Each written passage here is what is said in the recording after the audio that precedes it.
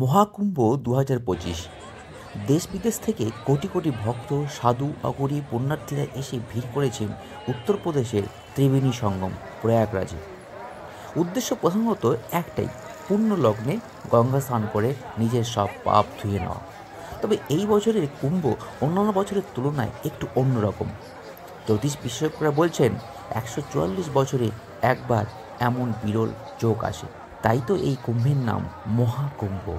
কুম্ভমেলা ঠিক কবে শুরু হয়েছিল তা সঠিক করে বলা সম্ভব নয়, তবে এই মেলা যে কয়েকশো বছরের পুরনো তাতে কোনো সন্দেহ নেই।